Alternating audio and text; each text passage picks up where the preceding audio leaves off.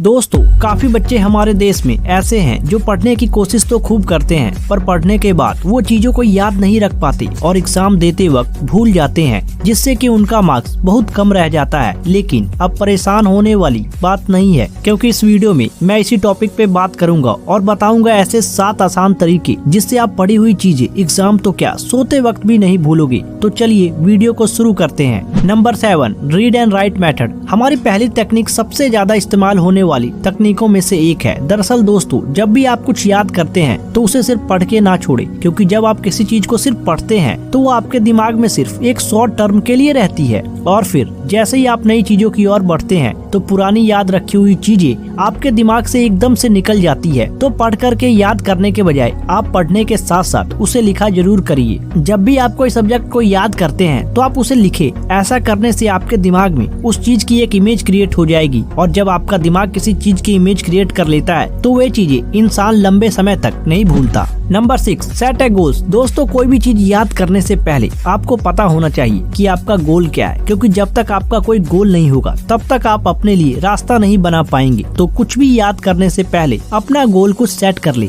जैसे आज आप दिन में जो भी सब्जेक्ट पढ़ने वाले हैं वो मार्क कर ले कि आज आप यहाँ तक पढ़ेंगे, और टाइम सेट कर ले कि इतनी देर तक आप ये रीड करके काम खत्म कर लेंगे। दोस्तों, एक सेट ऑफ गोल्स हमारी जिंदगी को एक दिशा देते हैं कि लाइफ में हमें क्या करना चाहिए। तो आपकी जिंदगी में कुछ ना कुछ गोल्स तो जरूर होने चाहिए ताकि आपकी लाइफ किसी योग्य हो सके। Number 5, take short break. दोस्तों, कुछ भी याद करने के लिए एक ही बार में सब कुछ पढ़ने की कोशिश ना करें। ऐसा मैं इसलिए कह रहा हूँ क्योंकि लगातार 2 घंटे से ज्यादा पढ़ने से आपके नेक पेन, बैक पेन आदि जैसी बीमारियां हो सकती है। और अगर आप लगातार 2 से 3 घंटे पढ़ाई कर लेते हैं तो आपकी बॉडी पूरी तरह से एग्जॉस्ट हो जाती है, जिसकी वजह से आप उन 3 से 4 घंटे पढ़ने के बाद इतना थक चुके होंगे कि आगे आप कोई काम नहीं कर पाओगे। तो इससे अच्छा ये है कि आप छोटे छोटे ब्रेक लेके पढ़ाई करें। इससे आप बीमारियों से छुटकारा भी मिलेगा और आपकी कंसंट्रेशन पावर बनी रहेगी। छोटे ब्रेक्स को आप इस तरह से ले सकते हैं कि पहले आप 1 घंटा पढ़ाई करें और फिर 15 मिनट्स का एक छोटा ब्रेक ले। इससे आपकी बॉडी रिलैक्स रहेगी, जिससे आपको पढ़ने में आसानी रहेगी। Number 4, 80-20 rule. दोस्तों, मशहूर साइकोलॉजिस्ट विल फेरेडो ने एक बड़ा ही गजब का रूल दिया था, जिसे कहते हैं 80-20 रूल। ये रूल हमारी जिंदगी में हर जगह लागू होता है। इस रूल का मतलब ये है, आप जो 80% रिजल्ट आपके 20% एफर्ट पे डिपेंड करता है। इनका कहना था कि आप बस 20% चीजों पर फोकस करिए, आपका 80% रिजल्ट उन्हीं पे डिपेंड करता है। एग्जाम्पल के लिए विल फेरेडो ने खुद बताया कि इस दुनिया का 80% पैसा दुनिया के 20% लोगों के पास है। इस दुनिया का 80% क्राइम 20% लोग करते हैं, और इस दुनिया की 80% शराब इस दुनिया के 20% लोग पी जाते हैं। यहाँ तक कि एक नॉर्मल यूट्यूब वीडियो पर भी 80% व्यूज उन लोगों को आता है जो लोग उस चैनल को सब्सक्राइब नहीं किए होते हैं। और यही रूल आपके एग्जाम के वक्त भी लागू होता है, क्योंकि आपका पढ़ा 80% सिलेबस में से सिर्फ 20% ही आपके काम का होता है जो आपके एग्जाम में आता है। तो कोशिश करें कि आप वो 20% पर कंसंट्रेट कर सके और 80% नंबर स्कोर कर सके। Number 3, walk up early in the morning. दोस्तों, चीजों को याद रखने का अगला तरीका है जल्दी सोकर उठने का। अब आप कहेंगे कि ये जल्दी उठकर सोना कैसा तरीका हुआ? तो दोस्तों, सारा खेल है आपकी बॉडी का। जिस तरह से आप अपनी बॉडी को ढालोगे वे वैसे ही रिस्पॉन्स करेगा। और जो लोग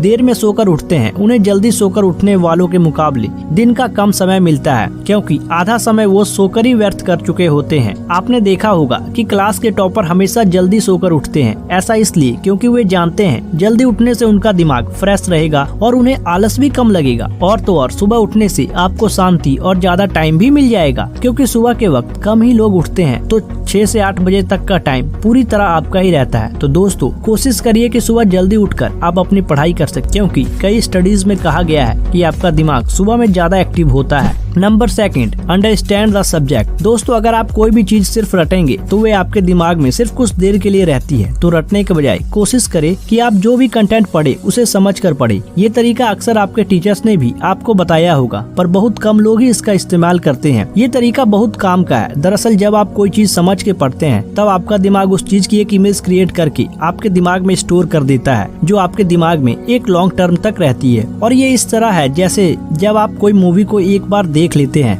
तब वो मूवी हमेशा के लिए आपके दिमाग में बस जाती है, चाहे जितना साल भी हो जाए। जब कभी आपके सामने उस मूवी का जिक्र होगा तो आपके दिमाग में उस मूवी की एक इमेज तुरंत बन जाएगी। तो रटने के बजाय कोशिश करें कि हर चीज को ज्यादा समय देकर अच्छे से समझकर याद करें। Number 1, study from one source. दोस्तों, जब हमारे एग्जाम करीब होते हैं तो हम लोग कोशिश करते हैं कि जहाँ से भी जो भी ज्ञान मिले उसे हम अपने दिमाग में स्टोर कर ले, पर यह तरीका बहुत गलत है। जब आप 10 अलग अलग जगह से सेम इन्फॉर्मेशन इकट्ठा करते हैं तो वे आपके नॉलेज को क्लियर करने के बजाय आपके दिमाग में और कंफ्यूजन क्रिएट कर देता है। तो कोशिश करें कि आप जो भी चीजों को याद कर रहे हो वो एक जगह से ही पढ़े, ना कि अलग अलग सोर्सेज से, क्योंकि एक चीज जब आप एक जगह से पढ़ते हैं तो वो चीज आपके दिमाग में छपी हुई रहती है, और जब आप वही चीज अलग अलग सोर्स से अपने दिमाग में डालने की कोशिश करते हैं तो वे आपके दिमाग में छपे हुए कंटेंट को और कंफ्यूजिंग बना देता है। एग्जाम को एक हल्के नोट्स पे देखें ताकि आपका दिमाग रिलैक्स रहे, ना कि उसका प्रेशर खुद पे पड़ने दे। ऐसे में चीजें काफी अच्छे से आपके दिमाग में रहेंगी और प्रेशर के चक्कर में आप कुछ भूलोगे भी नहीं। तो दोस्तों, आज के लिए बस इतना ही। अगर ये वीडियो आपको अच्छा लगा हो तो लाइक शेयर जरूर करें। Thanks for watching.